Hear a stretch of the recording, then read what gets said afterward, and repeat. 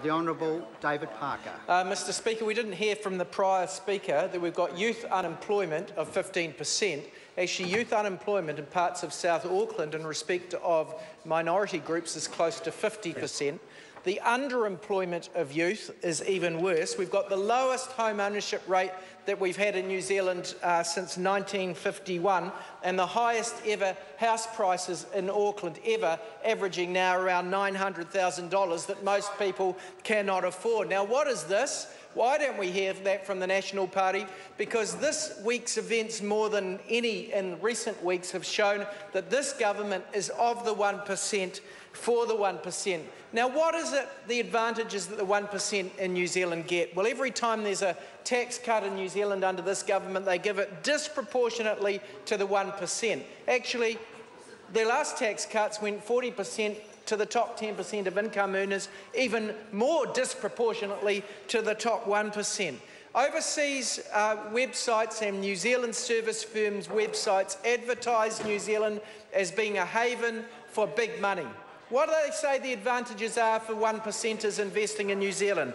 They say no stamp duty, no land tax, no other capital tax, no tax on capital gains, no minimum capitalisation rate for their property purchases, and no charges for water if they're going to use it, even if they're bottling it, like's happening, proposed down in Ashburton and is happening up north near Napier. So all of those things you don't pay in New Zealand if you're investing here. Effectively, overseas investors in New Zealand come, and if they're buying land assets, they pay no tax. That's bad enough.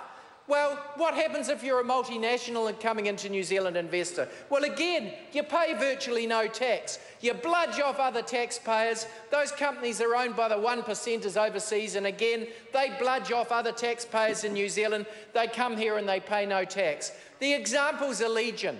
Bunnings, an Australian-owned company, shops up and down the country competing with Mitre 10, who's New Zealand-owned. Bunnings pay no tax. Mitre 10, who competes against them, have to carry the cost of paying tax because they do. Apple, Google, these companies, they pretend that their transaction is in an overseas jurisdiction when in actual fact it's New Zealanders buying their services in New Zealand, and the government refuses to plug these loopholes because they are of the 1%, for the 1%. Then Prime Minister's instincts, because he's of the 1%, for the 1%, he's introducing the ethics of Wall Street to New Zealand, and occasionally comes unstuck, like he has this week, because he sticks up for these terrible practices. And those things that I've spoken till now, they're bad enough, but even worse is what's been disclosed in the Panama Papers, where we've got money laundering, we've got stolen assets, and we've got tax evasion, not tax avoidance, but tax evasion by rich 1%ers overseas using New Zealand to do it. And what does he say?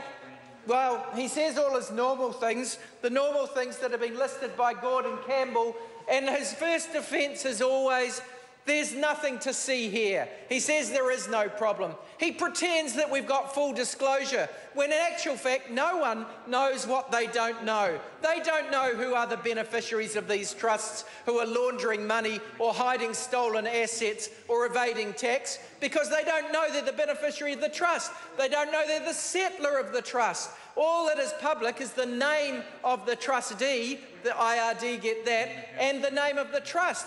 But it could be fictitious Trust Number 1 Limited, and the trustee could be John Smith of Auckland, acting in a professional capacity. And what does the Prime Minister say? He says that's full disclosure. It is not. It is New Zealand being used for 1%ers, in this case for nefarious purposes. They allow 1%ers to drive up the value of our land prices so that houses and farms are no longer affordable for New Zealanders. This government acts in the interest of the 1%, not in the interest of the middle, who end up having to pay more tax than otherwise, who end up having to pay higher asset prices than they would have to. This government is for the 1%, of the 1%, bringing Wall Street ethics to New Zealand. And I think New Zealanders are waking up to that. They do not like that. That's not the New Zealand they want to live in. That's why you see the media saying the 5 excuses of John Key. There's no problem on here, move on. muddy the pool with irrelevancies, blame Labor. We passed the legislation in the 1950s or whenever it was. It's a very complex issue, and don't ask him because he hasn't been properly briefed. Members,